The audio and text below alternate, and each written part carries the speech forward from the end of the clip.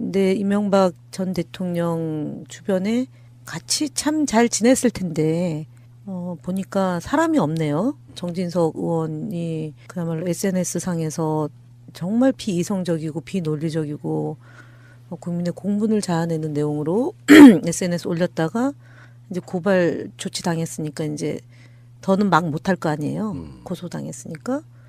그러고 나서 지금 나오는 게 김두은가? 전 홍보수석. 예, 전 홍보수석. 현직이 안 나서잖아요. MB를 위해서 방어해주는 국회의원이 없는 거예요, 사실은. 그러네요. 네. 그러네요. 그러면 이거는 무너지는 거예요.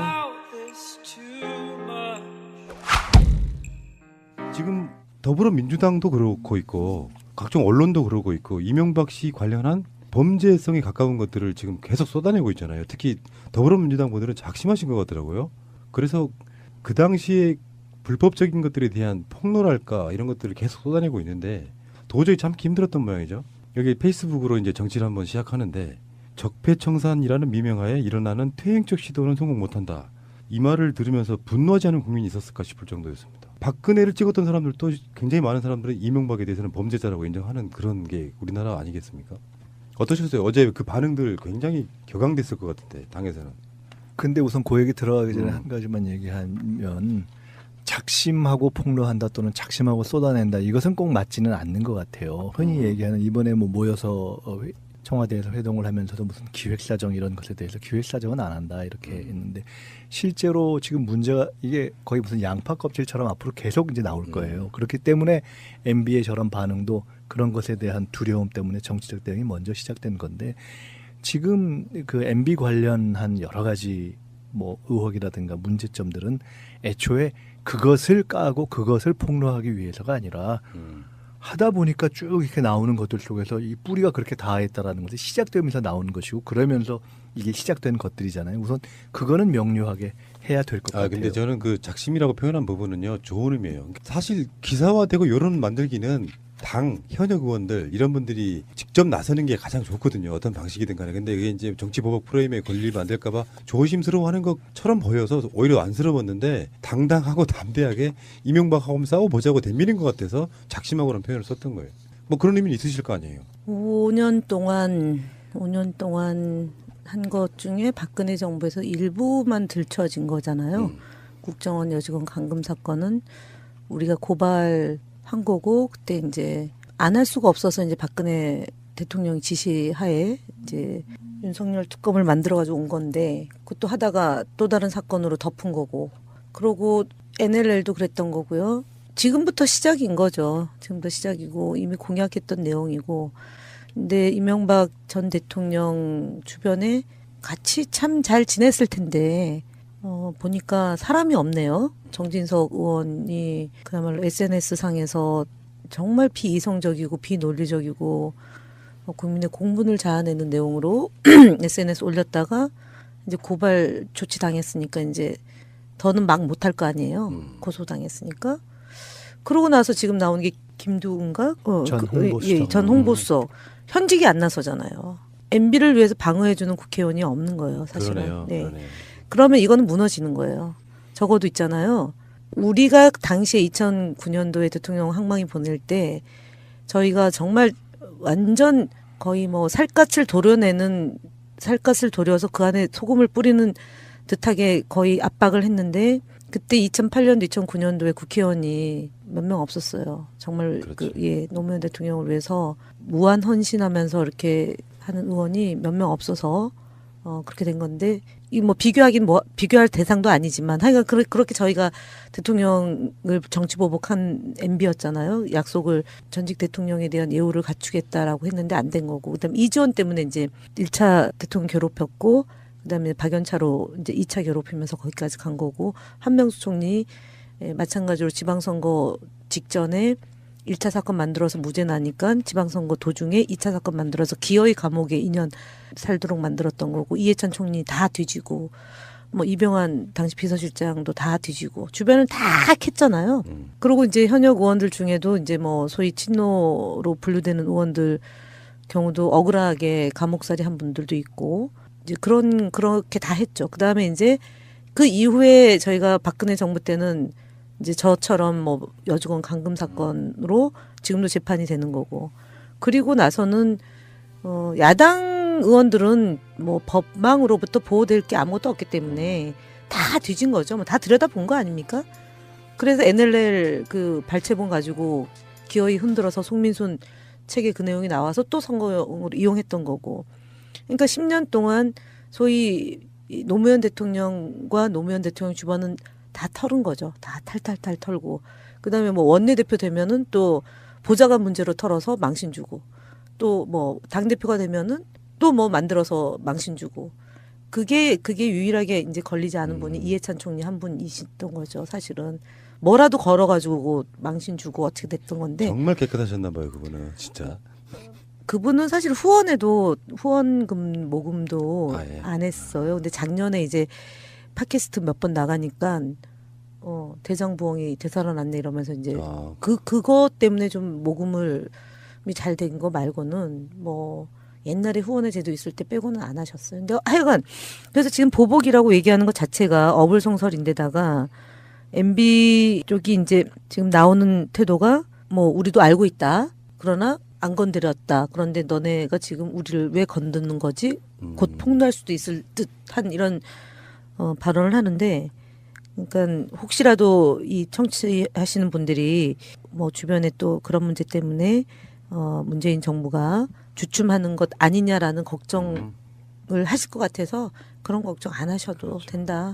네. 지금 김현 대변인이 지적한 측면 가운데는 저 MB 주변에 사람이 없다. 그러니까 이러할 만한 조금 더 현역에 있는 그러한 사람들이 반격을 하면서 자기 몸을 던지면서 치고 나가는 모습이 없다. 그게 뭐 옳건 그르건 간에 이제 라는 측면을 제기했는데, 그거는 어떻게 보면 이럴 거예요. 이게 아까도 말씀드렸지만 이게 양파 껍질처럼 막 지금 튀어나오고 있는 거잖아요. 여기저기서 이게 뭐 사찰이 됐던 뭐 관권 개입이 됐던 블랙리스트가 됐던 이런 다양한 것들이 튀어나오고 있는데, 어디서 이게 뭐가 자기들하고 연관이 되어 있는지 괜히 했다가 부담스럽기도 하고 엮일까봐 하는 그런 두려움, 공포 이런 것들이 있기 때문에 사실은 안 나서는 걸 수도 있고요. 또 한 면으로는 이게 재밌는 게 전형적으로 이런 상황이 딱 있으면 나오는 말들이 안 나오는 거예요. 뭐냐면 이게 퇴행적이라는 전혀 걸맞지 않은 얘기를 한 거고, 퇴행적이라는 건 역사를 뒤로 돌리는 의미가 있다라는 것인데, 사실은 김대중 노무현 두 정부를 거치면서 적어도 민주주의가 최소한의 기본적인 민주주의라는 면에서는 이것이 뒤로 가기는 어렵지 않겠느냐라고 생각했던 것들을 싹 지금 돌린 것들이잖아요. 그러니까 전형적으로 퇴행에 맞는 것, 역사를 뒤로 돌린다는 의미에 맞는 것은 MB가 한 일이 바로 MB와 박근혜가 한 일이 이제 사전적으로 봤을 때 이게 퇴행적이라는 건 사찰하고 미행하고 도청하고 말이에요, 감청하고. 근데 보통 정말 방어를 하려면 정상적으로 이때는 무슨 얘기가 나와야 되냐면 이런 전혀 근거도 없는 전혀 근거도 없는 일을 이렇게 원래 반응을 내가 모르는 일을 또는 전혀 말도 안 되는 일을 보통 이렇게 얘기를 하면서 시작을 하는 거란 말이에요. 그러니까 팩트와 관련해서 한번 방어선을 치고 그 다음에 역사적 규정을 하게 되는데 그 부분에 대해서는 할 말이 없는 거잖아요, 지금. 그러니까 워낙 팩트들이 명료하게 나오고 뭐가 더 나올지 알 수 없고 그것 자체에 부정을 할 수 없기 때문에 통상적으로 이런 경우에 반박을 할 때 나오는 아주 전형적인 단어들을 쓰지 못하고 있는 거죠. 그러니까 이미 거기에 있어서는 이제 밀린 것이고, 그러면서 쓰는 단어를 고민하다가 또 전혀 맞지 않는 퇴행적인 단어를 쓴 것은 이제 굳이 지금 이 시점에서는 아마 한편으로는 도저히 방어선을 치기가 어렵다라는 이제 판단이 있을.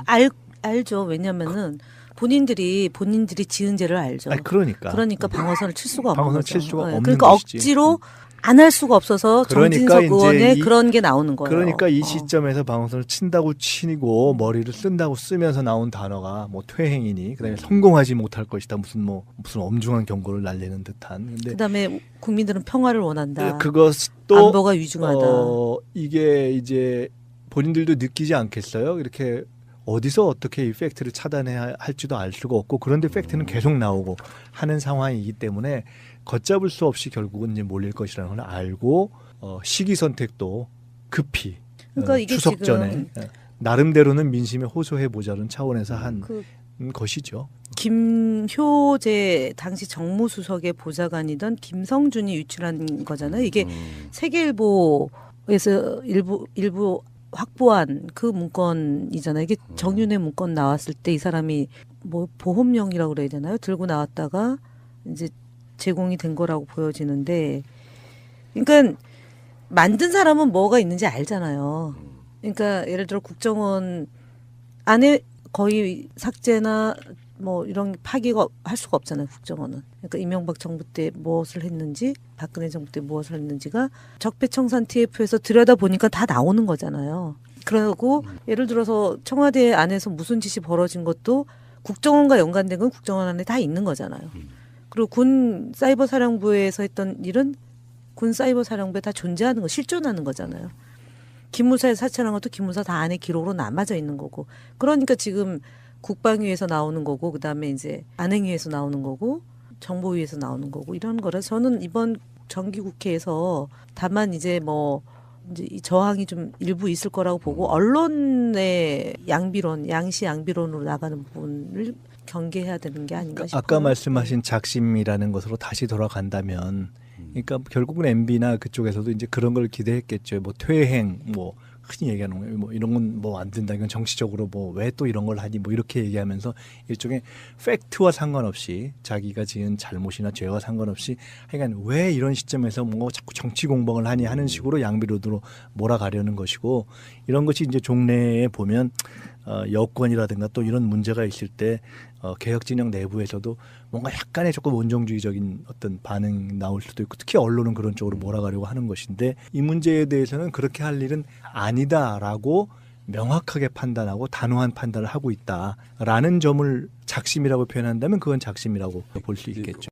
근데 그 문구를 그냥 쓴 건 아니고 여러 명이 스태프가 모여서 써준 거라면서요. 하긴 뭐 본인이 그렇게 뭐 정치, 경제, 외교, 안보, 통일 분야를 총망라한 내용이잖아요. 그다음에 국민들에게 약간의 호소도 들어간 거고 하니까. 근데 페이스북에다 왜 했을까요? 그 페이스북이 돼야 취재하기가 쉬워요. 그러니까 어떤 사람하고 인터뷰해버리면 그걸로 끝나고 인용만 해버리면 끝나잖아요. 근데 SNS는 누구나 들어갈 수 있잖아. 그러니까 그렇게 올려놔야 각종 언론들이 다 우리들마저도 가서 직접 봤는데. 아니, 그러니까 질의응답을 안 받으려는 거죠. 그런 것도 제가 있겠고. 그래서 간보기다, 여론 떠보기다라고 얘기했는데 하여간 좀 생뚱맞은 방식이었어요. 자, 그러면 두 분께 하나 질문 하나 드리겠습니다. 그러니까 어떻게든지 가면 결국엔 불법성이 나오면 문재인 대통령도 원하건 원하지 않건, 이번에 그 청와대에서 이야기 들어보니까 그 주호영이 뭐 그런 식으로 하시면 되겠냐 이런 식으로 이렇게 뭔가 자기들 방식으로 질문을 하더라고요. 대통령한테. 그러니까 대통령이 아니 불법이 나온 걸 어떻게 대통령이 하라 마라 합니까? 이런 식으로 답을 하셨더라고요. 그러면 이 상태에서 죄가 나오고 그러면 이명박이 포토라인에 쓸 수 있는 날이 앞으로 얼마나 남았을까요? 한번 보고는 싶어요. 조사는 받아야 될 테니까. 저는 뭐 결자 해지고 부메랑이 될 수밖에 없다고 보는데 그리 멀지 않았을 것 같아요. 그러면 한 10월, 11월 달도 가능할까요? 저는 뭐 올해 안에. 올해 안에. 아 진짜 한번 보고 싶은데 그걸 정치 보복이라고 하려나? 우리는 아니 정치 보복이 아니라 그게 아니라 우리들식의 정치 보복. 뭐냐면은 우리가 4년 동안 외쳤던 게 딱 하나였어요. 박근혜, 이명박이 검찰에 출석할 때 카메라가 따라가면서 누구 방식대로요? 헬기까지 띄웠어요. 대통령. 네, 그랬죠. 4월 30일 날. 저는 2012년 12월 11일 날 국정원 여직원 댓글 공작 현장에 가가지고 3일 만에 그 하여간 13일 날 나왔잖아요. 김하영 씨가. 근데 14일 날 김하영 씨가 저를 고소를 한 거죠. 저희 당 소속 의원들 11명을. 그래서 그게 재판이 지금까지 가잖아요. 그래서 저는 그냥 약간의 촉으로만 보면 5년 안에 위치가 바뀌는 거 아닌가요? 무한 헌신하면서 이렇게 하는 의원이 몇 명 없어서 그렇게 된 건데, 이 뭐 비교할 대상도 아니지만 하여간 그렇게 저희가 대통령을 정치 보복한 MB였잖아요. 약속을 전직 대통령에 대한 예우를 갖추겠다라고 했는데 안 된 거고, 그다음에 이지원 때문에 이제 1차 대통령 괴롭혔고, 그다음에 박연차로 이제 2차 괴롭히면서 거기까지 간 거고, 한명수 총리 마찬가지로 지방선거 직전에 1차 사건 만들어서 무죄 나니까 지방선거 도중에 2차 사건 만들어서 기어이 감옥에 2년 살도록 만들었던 거고, 이해찬 총리 다 뒤지고, 뭐 이병환 당시 비서실장도 다 뒤지고, 주변을 다 캤잖아요. 그리고 이제 현역 의원들 중에도 이제 뭐 소위 친노로 분류되는 의원들 경우도 억울하게 감옥살이 한 분들도 있고, 이제 그렇게 다 했죠. 그 다음에 이제 그 이후에 저희가 박근혜 정부 때는 이제 저처럼 뭐 여직원 감금 사건으로 지금도 재판이 되는 거고. 그리고 근데 이명박 전 대통령 주변에 같이 참 잘 지냈을 텐데 보니까 사람이 없네요. 정진석 의원이 그야말로 SNS 상에서 정말 비이성적이고 비논리적이고 국민의 공분을 자아내는 내용으로 SNS 올렸다가 이제 고발 조치 당했으니까 이제 더는 막 못할 거 아니에요. 고소당했으니까. 그러고 나서 지금 나오는 게 김두은가? 전 홍보수석. 예, 전 홍보수석. 현직이 안 나서잖아요. MB를 위해서 방어해주는 국회의원이 없는 거예요, 사실은. 그러네요. 네. 그러네요. 그러면 이거는 무너지는 거예요. 적어도 있잖아요. 우리가 당시에 2009년도에 대통령 항망이 보낼 때 저희가 정말 완전 거의 뭐 살갗을 도려서 그 안에 소금을 뿌리는 듯하게 거의 압박을 했는데 그때 2008년도, 2009년도에 국회의원이 몇 명 없었어요. 정말 그렇죠. 노무현 대통령을 위해서. 근데 이명박 전 대통령 주변에 같이 참 잘 지냈을 텐데 보니까 사람이 없네요. 정진석 의원이 그야말로 SNS 상에서 정말 비이성적이고 비논리적이고 국민의 공분을 자아내는 내용으로 SNS 올렸다가 이제 고발 조치 당했으니까 이제 더는 막 못할 거 아니에요. 고소당했으니까. 그러고 나서 지금 나오는 게 김두은가? 전 홍보수석. 예, 전 홍보수석. 현직이 안 나서잖아요. MB를 위해서 방어해주는 국회의원이 없는 거예요, 사실은. 그러네요. 네. 그러네요. 그러면 이거는 무너지는 거예요. 지금 더불어민주당도 그러고 있고 각종 언론도 그러고 있고 이명박 씨 관련한 범죄성에 가까운 것들을 지금 계속 쏟아내고 있잖아요. 특히 더불어민주당 분들은 작심하신 것 같더라고요. 그래서 그 당시에 불법적인 것들에 대한 폭로랄까 이런 것들을 계속 쏟아내고 있는데 도저히 참기 힘들었던 모양이죠. 여기 페이스북으로 이제 정치를 한번 시작하는데 적폐청산이라는 미명하에 일어나는 퇴행적 시도는 성공 못한다. 이 말을 들으면서 분노하지 않은 국민이 있었을까 싶을 정도였습니다. 박근혜를 찍었던 사람들도 굉장히 많은 사람들은 이명박에 대해서는 범죄자라고 인정하는 그런 게 우리나라 아니겠습니까? 어떠셨어요? 어제 그 반응들 굉장히 격앙됐을 것 같은데 당에서는. 근데 우선 그 얘기 들어가기 전에 한 가지만 얘기하면 작심하고 폭로한다 또는 작심하고 쏟아낸다 이것은 꼭 맞지는 않는 것 같아요. 흔히 얘기하는 이번에 뭐 모여서 청와대에서 회동을 하면서도 무슨 기획사정 이런 것에 대해서 기획사정은 안 한다 이렇게 했는데 실제로 지금 문제가 이게 거의 무슨 양파 껍질처럼 앞으로 계속 이제 나올 거예요. 그렇기 때문에 MB의 저런 반응도 그런 것에 대한 두려움 때문에 정치적 대응이 먼저 시작된 건데 지금 그 MB 관련한 여러 가지 뭐 의혹이라든가 문제점들은 애초에 그것을 까고 그것을 폭로하기 위해서가 아니라 하다 보니까 쭉 이렇게 나오는 것들 속에서 이 뿌리가 그렇게 닿아있다라는 것이 시작되면서 나오는 것이고 그러면서 이게 시작된 것들이잖아요. 우선 그거는 명료하게 해야 될 것 같아요. 근데 저는 그 작심이라고 표현한 부분은요 좋은 의미예요. 사실 기사화되고 여론 만들기는 당 현역 의원들 이런 분들이 직접 나서는 게 가장 좋거든요. 어떤 방식이든 간에. 근데 이게 이제 정치보복 프레임에 걸리면 안 될까 봐 조심스러워하는 것처럼 보여서 오히려 안쓰러웠는데 당당하고 담대하게 이명박하고 싸워보자고 덤비는 것 같아서 작심하고라는 표현을 썼던 거예요. 뭐 그런 의미는 있으실 거 아니에요. 5년 동안 한 것 중에 박근혜 정부에서 일부만 들춰진 거잖아요. 국정원 여직원 감금 사건은 우리가 고발한 거고 그때 이제 안 할 수가 없어서 이제 박근혜 대통령 지시하에 이제 윤석열 특검을 만들어가지고 온 건데 그것도 하다가 또 다른 사건으로 덮은 거고 그러고 NLL도 그랬던 거고요. 지금부터 시작인 거죠. 지금부터 시작이고 이미 공약했던 내용.